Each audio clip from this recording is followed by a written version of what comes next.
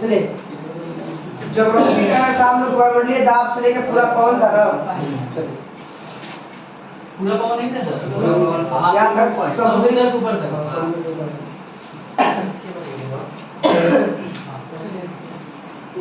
वायु दाब क्या होता है? वायु दाब हमारे पृथ्वी के सतह और वायुमंडलीय जो पहला हमारा क्षोमंडल है, वायुमंडल है ना, उसके बीच में जो हवा के द्वारा हमारे ऊपर प्रेशर लगा था उसे वायु दाब। बताइए कितना केजी हम पे ऊपर लगा था? 10 के पावर 5 न्यूटन कैसे बोलिए ना, कितना केजी हमारे ऊपर वजन डालता है वायुमंडलीय का? जनरल है ऐसे होता है 76 वो तो आपको उसका अति बताता है, पाठ्यांक बता रहा है, वो तो पाठ्यांक बताता है। पाठ्यांक बता रहा है 76 मिलीबार पर 1 बार होता है। 16,000 केजी, 16,000 केजी मतलब 16 टन हम पे प्रेशर ऐसे है। है मतलब 16 टन हम लोग हाँ, झेल रहे हैं। इसलिए हम लोग का मतलब अगर एक प्रेशर हमारा शरीर भी क्या करता है, अंदर से प्रेशर लगाता है उतना ही, और वायुमंडलीय दाब भी लगाता है उतना ही। अगर यही प्रेशर दोनों में कहीं अगर अंतर होगा ना, तो अंदर अगर ऊपर कम हो जाएगा तो क्या हो जाता है, बाहर निकलता ब्लड सब नाक कान सब रहता है। तो कभी कभी आप देखते हैं नथी में परिवार में एरोप्लेन में क्या करना है, पहाड़ पर चढ़ना, कभी कभी पहाड़, कभी कभी हम लोग गर्मी में भी तो निकल आता है। अब बनास हो जाएगा पूरे। हाँ, वही से नाक को लग हाँ, लगता नहीं है, वो अपने आप ब्लड फेंक देता है। और प्रेशर कम हो गया, बाहर का प्रेशर क्या हो गया, कम हो गया, अंदर वाला हो गया ज्यादा। ये होता है मंडलीय दाब। क्वेश्चन पूछा हुआ कई बार कि हमारे शरीर पे वायुमंडल में कितना टन लगता है? 16 टन। हाँ, क्योंकि 1,000 के 1 टन बोलते हैं, 1,000 केजी को 1 टन, 16,000 केजी के 16 टन। ये जो पाठ्यांक है जो आप बता रहे थे, 176 सेंटीमीटर या 707 मिलीमीटर, वही बताता है कि अगर अचानक आ गया पाठ्यांक अचानक गिर अति हो गया, हाँ गिर गया तो आंधी तूफान धीरे धीरे गिर रहा तो वर्षा, और अगर ऊपर जाएगा तो क्या हो जाएगा, ये ऊपर जाएगा तो वायु जो भारत वायु जो दाब मापती है उसकी खोज किया था कौन? टॉरिसोली। कौन था? टॉरिसोली। पारा वाला जो वायु दाब मापी है उससे खोज किया था टॉरिसोली। एगो निद्रव वायु दाब है जिसकी खोज किया था विडाई। कौन किया था? निद्रव वायु दाब मापी। निद्रव मतलब बिना द्रव वाला वायु दाब मापी। नि मतलब होता नहीं है, द्रव मतलब उसके द्रव रूप में कुछ नहीं पा जाएगा। तो निद्रव वायु दाब मापी खोज किसने किया था? विडाई। सेल्सियस थर्मोमीटर जानी है, सेल्सियस किया था। और ये केस आर्द्र ताप में आपकी, केस आर्द्र ताप में आपकी किया था कौन? तो सौसर किया था, सौसर किया था सौसर। तो पूछे कितना किलो पास्कल हमारे ऊपर दाब डालता है भाई? चाहे इकाई वायुमंडलीय दाब की इकाई को क्या कहते हैं? बार कहते हैं। और एक बार बराबर कितना पास्कल? तो अलग है, वो तो अलग। यहाँ पे वायुमंडलीय दाब में पड़ा बताना है कितना किलो पास्कल? 10 किलो बना हुआ है। 1013.2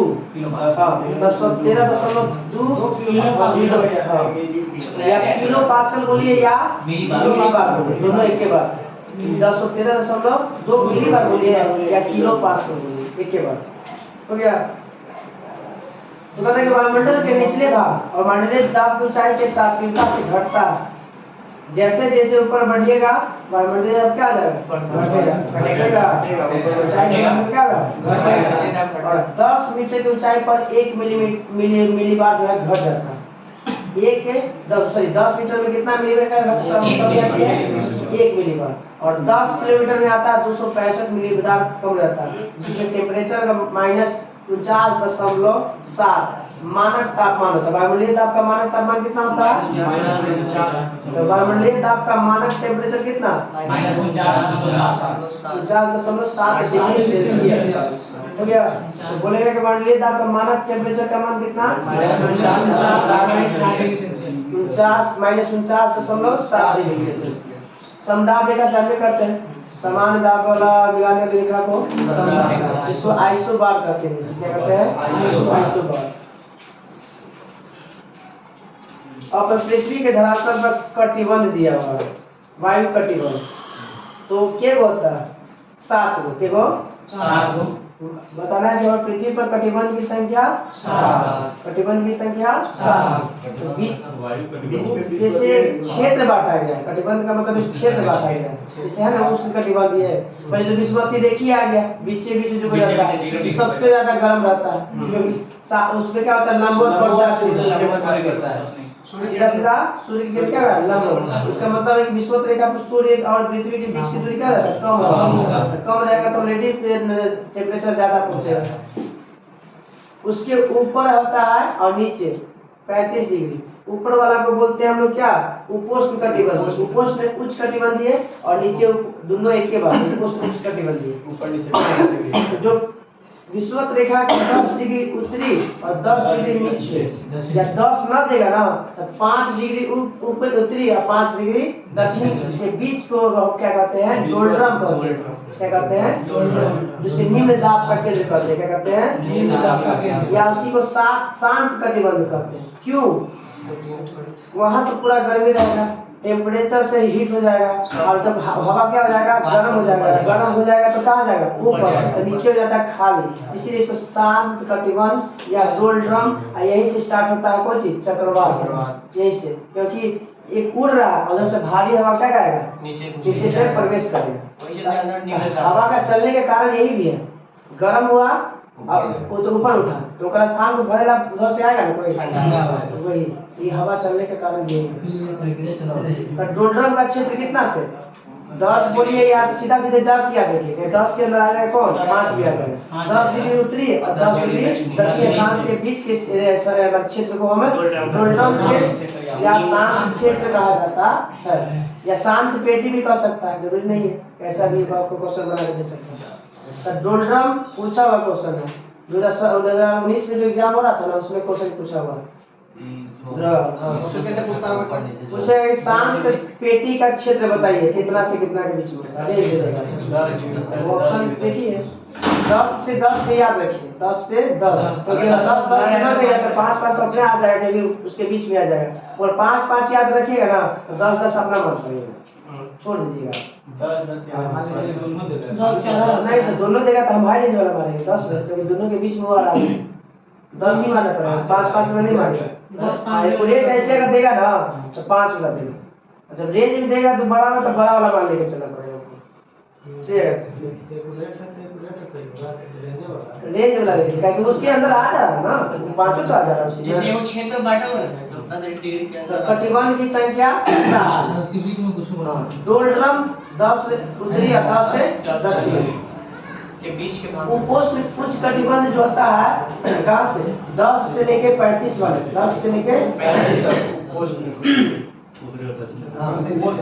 उत्तरी और दक्षिणी 10 से लेके उत्तरी 35 तक और 10 से लेके 35 दक्षिणी दोनों के बीच में जो क्षेत्र है 10 से लेके 35 है उपोष्ण कटिबंध क्षेत्र है हाँ उपोष्ण उच्च कटिबंध उपोष्ण उच्च कटिबंध तो इसका भी क्वेश्चन पूछता है कि बताइए कि उपोष्ण उच्च कटिबंध का क्षेत्र बताइए तो 10 डिग्री उत्तरी से 35 तक 10 डिग्री से 35 डिग्री उत्तरी और 10 डिग्री से 35 दक्षिणी के क्षेत्र को कहते हैं उपोष्ण उच्च कटिबंध 35 डिग्री उत्तर हाँ 35 डिग्री से 66 डिग्री 35 से 66 इस क्षेत्र को कहते हैं उपध्रुवीय निम्न दाब का केंद्र उपध्रुवीय निम्न दाब का केंद्र कहाँ से कहाँ 35 डिग्री से लेके 66 डिग्री या उत्तर में बोले या तो दक्षिण में और निम्न दाब निम्न ध्रुवीय उच्च होता है वो 90 66 से लेके 90 66 से लेके 7 कटिबंध क्लियर है पूछता है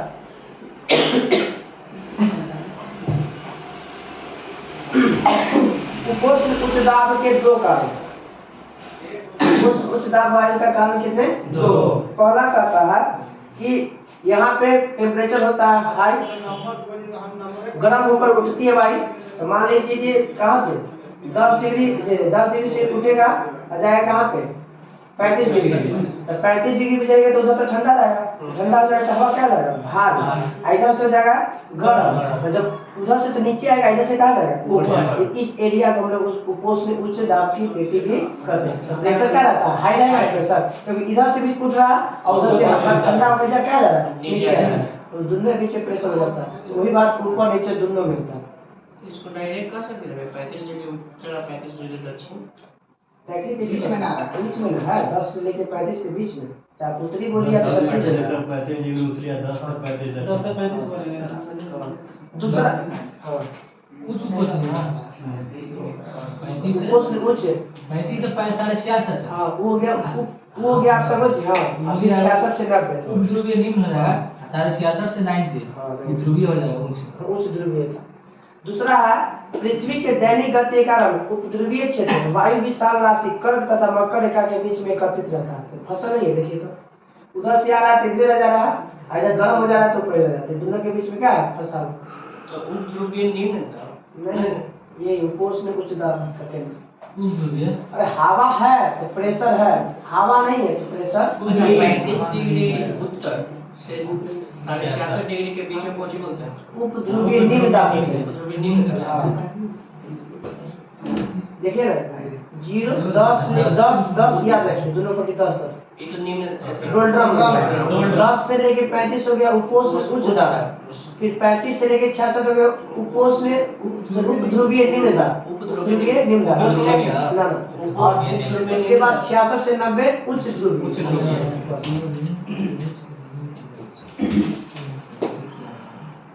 इसको अश्व अक्षांश भी कहते हैं। उपोष्ण उच्च दाब को क्या कहते हैं? अश्व।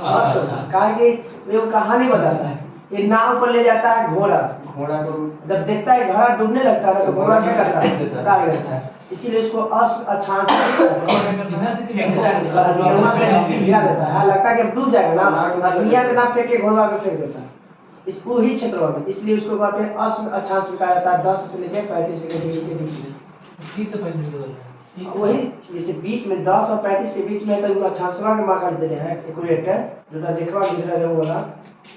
अब आते हैं हम लोग उपध्रुवीय हो गया और उच्च ध्रुवीय सब हो गया। अब हम लोग पवन किसे कहते हैं? तो क्षैतिज रूप से चलने वाली गतिशील हवा को हम लोग क्षैतिज हाँ क्षैतिज रूप से चलने वाली गतिशील हवा को पवन इसको अभिमान भी कहते हैं चलता अभिमान किसी को कहते हैं? वो चलता अभिमान क्षैतिज रूप से चलने वाली ताप को अभिमान वाला था ना हम लोग चालन सम्मान और विकरण के बाद तो पवन चलने के कारण है दाब प्रवणता बल, कोरियलिस बल और विकेंद्रीय त्वरण और भूघर्षण, ये सब के कारण जो है पवन चलता है। पवन चलने के कारण सब अलग है। दाब प्रवणता भी चलने में सहायता करता है, कोरियलिस बल भी है, अभिकेंद्रीय त्वरण भी है और भूघर्षण भी। कोरियलिस बल हाँ चलाने का मुख्य कारण ये सब है। यही सब चलते हवा चलती है। कोरियलिस बल में आता है वो आता है फेरेल का नियम। फेरेल का नियम भी पवन से और कोरियलिस बल भी कोरियलिस बल का फेरेल का नियम करते हैं। अलग है, कोरियलिस अलग है और फेरेल अलग है। तो 1944 में जो है ना इसका आदि खोज हुआ था, मान्यता दिया गया था कोरियलिस बल। ये दोनों क्या है? पवन से संबंधित है। अब आते हैं कोरियलिस बल जो है ना प्रबल दाब प्रवणता के संपूर्ण पर कार्य करेगा। तो कोरियलिस बल किस पे काम करता है? दाब प्रवणता के संपूर्ण मतलब 90 डिग्री कितना पे 90 डिग्री काम करता है। और जब अगर प्रवणता का मान दाब प्रवणता का मान अगर अधिक होगा तो हवा की गति भी और दाब प्रवणता का मान कम हो जाएगा तो हवा की गति भी कम हो जाएगा। यहाँ पे क्वेश्चन बन सकता है, कभी अभी तक पूछा नहीं है वो पूछ सकता है कि दाब प्रवणता का मान अधिक होने पर पवन का वेग क्या होगा और दाब प्रवणता के मान कम हो जाएगा तो हवा की गति भी कम हो जाएगा। पवन 3 प्रकार के, कितने प्रकार के? पवन 3 प्रकार के। एक है प्रचलित पवन, एक है मौसमी पवन, एक है स्थानीय पवन। प्रचलित पवन, मौसमी पवन, स्थानीय पवन। प्रचलित पवन, मौसमी पवन, स्थानीय पवन। प्रचलित पवन 3 प्रकार के, 3 प्रकार के होगा। 3 प्रकार के प्रचलित पवन कितने प्रकार के? 3 प्रकार। पछुआ पवन, फिर उसके बाद व्यापारिक पवन, उसके बाद ध्रुवीय पवन। पछुआ पवन, व्यापारिक पवन और ध्रुवीय पवन। कौन है? प्रचलित पवन 3 प्रकार के। प्रचलित पवन कितने प्रकार के? 3 प्रकार। पवन पहले 3 प्रकार के, प्रचलित, मौसमी और स्थानीय। प्रचलित, मौसमी और स्थानीय। प्रचलित को फिर 3 भागों में बांटा गया, पछुआ पवन, व्यापारिक पवन और ध्रुवीय पवन। पछुआ पवन जो है ना ये एक ही दिशा में कोई विशाल क्षेत्र में अगर चलता है तो उसे बोलते हैं कुछ दोनों गुना या इसको अति के डिग्री के आधार पर अलग अलग नाम लगते हैं। गरजता 40सा, प्रचंड 50सा और चिकता 60। इसको डिग्री में जो क्षेत्र है ना उस क्षेत्र के आधार पर इसका नाम अलग अलग है। हाँ पछुआ पवन। तो प्रचंड प्रति तब बोलेगा पछुआ पवन ई गणपति गरजता 40सा, प्रचंड 50सा और चिकता 60। कैसा पवन को उदाहरण लगाए तो पछुआ पवन को उदाहरण कैसा पछुआ। अब आते हैं व्यापारिक पवन। कौन है व्यापारी। तो इसका जो है रेंज देता है जो पछुआ पवन का 40 से 65 डिग्री के दक्षिणी अक्षांश के मध्य। हाँ पछुआ पवन का सर्वश्रेष्ठ विकास कौन होता है। पिछला बार में गलती मार के दोनों ऑप्शन था। उत्तरी अक्षांश 40 डिग्री से 65 डिग्री उत्तरी अक्षांश के बीच में भी था और 40 डिग्री 65 डिग्री दक्षिणी अक्षांश दक्षिणी में सबसे ज्यादा विकास। याद रखिए पछुआ पवन का सबसे ज्यादा विकास किस गोलार्ध में दक्षिणी गोलार्ध। किस गोलार्ध में दक्षिणी गोलार्ध। और कहां से 40 से लेके 65 40 से लेके 65 के बीच में इस पर पछुआ पवन का सर्वाधिक विकास होता है। हम गलती मार के हमें लगा कि दोनों में होना चाहिए। ऑप्शन में दोनों में था। उत्तरी इतना से इतना के बीच में उत्तरी और दक्षिणी अक्षांश दोनों ऑप्शन था। हम वही मार के नहीं पढ़ के गए थे ध्यान से। फिर दक्षिणी होगा दक्षिणी 40 से 65। जैसे दक्षिणी गोलार्ध में कुछ है ऐसा जैसे कैसे होता है 81% पानी है सब ज्यादा। उत्तरी गोलार्ध में 61 है। तो कोई वजह है पानी वहाँ पे ज्यादा। अच्छा इससे पछुआ पवन का ज्यादातर रेगिस्तानी क्षेत्र से निकलता है। ऐसा कहीं जरूरी थोड़ी है। अब मान लीजिए अब मरुस्थल है क्वेश्चन पूछता है कि मरुस्थल सबसे ज्यादा किस अथी में आता है क्षेत्र में आता है। उसका भी ध्यान में नहीं आ रहा कितना डिग्री से कितना डिग्री के बीच में तो दे था एक बार तो 40 से 65 है पछुआ पवन ना। वो दक्षिणी में सबसे ज्यादा विकास है। चलता दोनों में मगर विकास सबसे ज्यादा दक्षिणी में। अब व्यापारिक पवन यह 30 डिग्री उत्तरी और 30 डिग्री दक्षिणी अक्षांशों के बीच में उपोष्ण उच्च वायुदाब के क्षेत्र में चलता है। कहां से कहां तक तो निम्न वायुदाब से चलता है। कहां से निम्न वायुदाब से। तो उच्च से निम्न की ओर उच्च से निम्न की ओर चलेगा। व्यापारिक पवन कहां उपोष्ण उच्च दाब से निम्न ध्रुवीय दाब में कहां से यहाँ 10 से स्टार्ट होता है किधर पे चलेगा 35 की ओर सीधा 10 से 35 की ओर चलेगा। इसी में फेडरल के नियम के अनुसार इसका चेंज होता है उत्तरी गोलार्ध में दाईं ओर और दक्षिणी गोलार्ध में बाईं ओर। व्यापारिक पूछेगा कि व्यापारिक पवनों को बताइए उत्तरी गोलार्ध में दिशा क्या होगा दाईं ओर मुड़ जाएगा और दक्षिणी गोलार्ध में बाईं ओर मुड़ जाएगा। क्वेश्चन पूछता है बहुत फेमस है जो चैप्टर हम लोग पढ़ रहे हैं ना इससे हर एग्जाम में लमसम क्वेश्चन रहेगा लमसम। हाँ सबसे ज्यादा फेडरल रहता है। याद रखिएगा फेडरल के नियम के अनुसार व्यापारिक पवनों की जो दिशा होती है वो उत्तरी गोलार्ध में दाईं ओर मुड़ जाएगी और दक्षिणी गोलार्ध में बाईं ओर मुड़ जाएगी। उत्तरी गोलार्ध में दाईं ओर और दक्षिणी गोलार्ध में बाईं ओर जाएगी। अच्छा बता देंगे वो उससे नहीं देखना है। ये आप दिशा देख रहे हैं ना वो आप बताएंगे हम आपको। बोर्ड आप लोग सही नहीं कर सकते नहीं उसका कर नहीं रहे व्यवस्था। अब हम तो आते नहीं है आप लोग तो पहले आगे उसको कर दीजिए व्यवस्था। है ना जी कहीं भी टांगिए आप देख लीजिए। हाँ ये थोड़ा सा ड्रिल मशीन पे से मांग लीजिएगा है ना तो बस थोड़ा सा हल्का छेद कर वाला ताकि दिक्कत ना हो।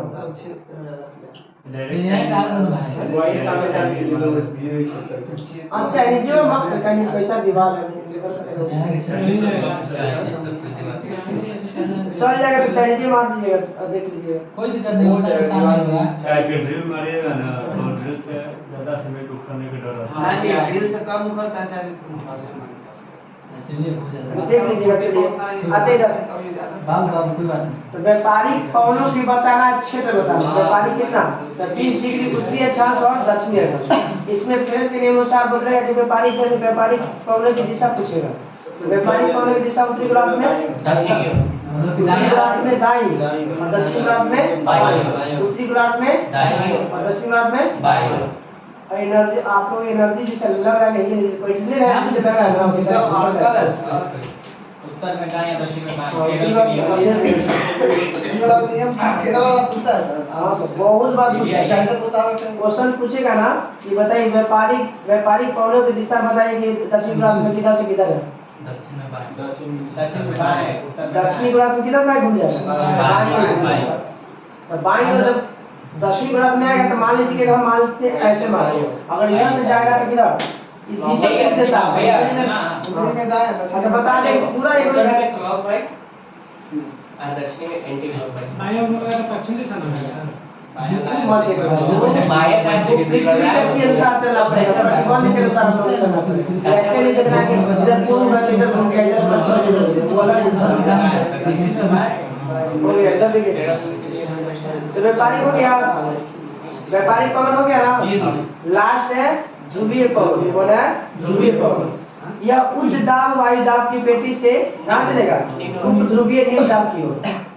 उपोष्ण से उच्च उपोष्ण पेटी से होती उप ध्रुवीय निम्न दाब की पेटी की ओर चलेगा। 30 से 65। हाँ हाँ 35 से वही 66 याद रखिए 35 से 66 के बीच वाला में।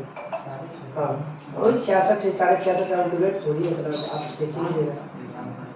करा दिया ये वायुदान पेटी है। पवन को ध्रुवीय पवन के नाम से जानते हैं। इसको ऐसे जो प्रवाहित होती है पवन को ध्रुवीय पवन के नाम से जाना जाता है। और इसकी दिशा उत्तर पूर्व से दक्षिण पश्चिम की ओर होती है। उत्तर पूर्व से तो देखिए ना इसको ऐसे बांटिए सब कुछ भी उत्तर पूर्व से आ रहा है, ऊपर से आ रहा है तो वो आएगा तो अगर भारित आएगा तो किधर आएगा दक्षिण पश्चिम सीधा सीधा जाएगा। अगर उत्तर पूर्व से आ रहा है तो कहाँ जाएगा दक्षिण। अगर कोई अगर इधर से जाएगा ये वाला पार्ट से दक्षिण पूर्व से तो कहाँ जाएगा उत्तर पश्चिम। अब बस यही याद रखना कि अगर आ रहा है किधर से तो जाएगा किधर, ये ध्यान रखिए।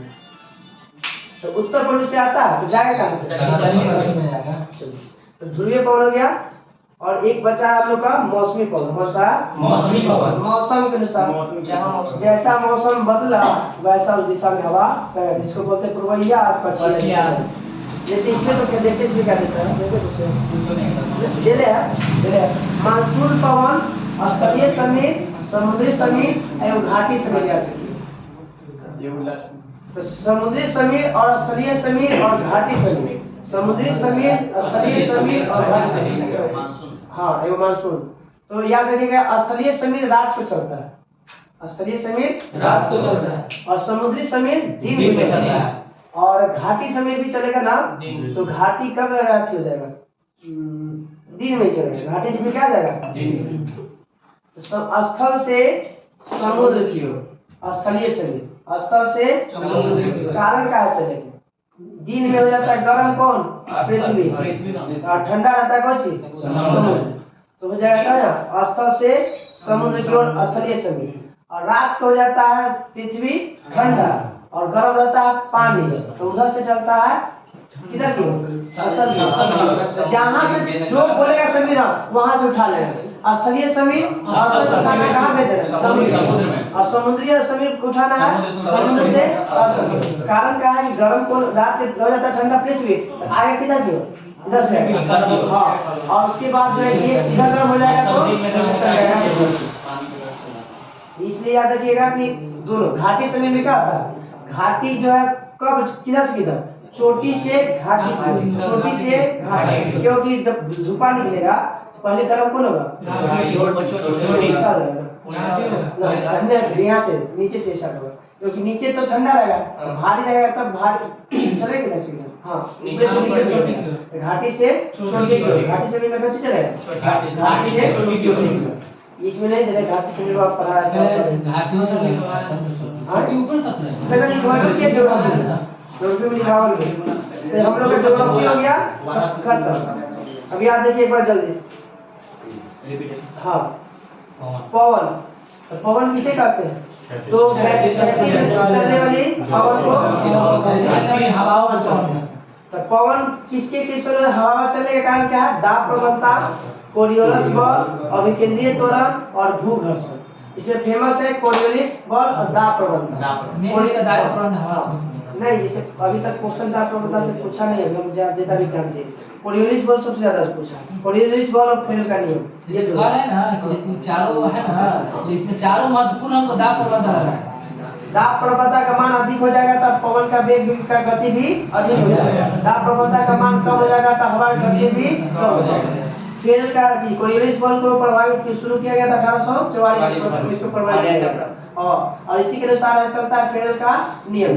किससे संबंधित है भाई? तो फेरल का नियम, फेरल का नियम पृथ्वी के घूर्णन से संबंधित है। देखिए फेरल का नियम किससे संबंधित है? पृथ्वी के घूर्णन से संबंधित है। घूर्णन के कारण कोरियोलिस बल तो वही अब आगे थे हो गया। पवन कितने प्रकार के? 3 प्रकार। पवन कितने प्रकार के? 3।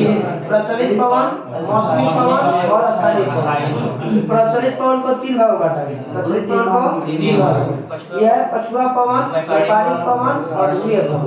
पछुआ पवन कहां से कहां तक चलता है भाई? तो 40 से 65 दोनों पट्टी, 40 से 65। तो उपोष्ण कुछ ध्रुव से उपध्रुवीय निम्नगतीय ये। और सबसे ज्यादा इसका विकास होता है दक्षिणी गोलार्ध में, सबसे ज्यादा दक्षिणी गोलार्ध। इसी क्षेत्र के अनुसार इसको चिकता, गरजता 40, प्रचंड 50 और चिकता 60। और इसका सबसे अधिक याद रखिएगा सर्वाधिक विकास दक्षिणी गोलार्ध में 40 से 65, 40 से 65। उसके बाद होता है व्यापारिक पवन। व्यापारिक पवन उपोष्ण उच्च दाब से उपध्रुवीय निम्न दाब जो कहता क्या 35 से 66, 35 से 66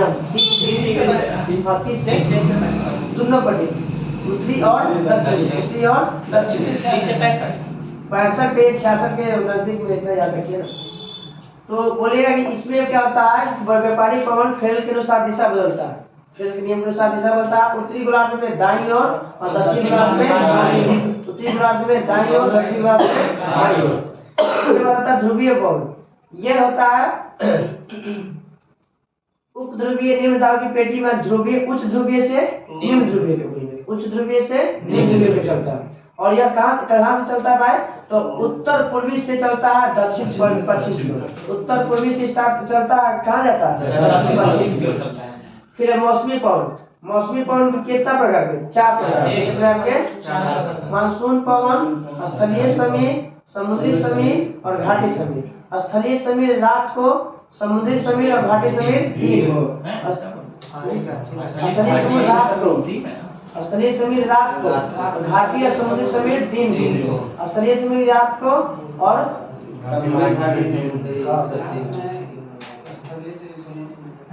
हम लोग का कर ले होगा स्थलीय समीर और समुद्री समीर से स्टार्ट करना है और पूरा पवन खत्म कर देना है। पूरा पवन खत्म कर देना है। अब आप जो वीडियो देखेंगे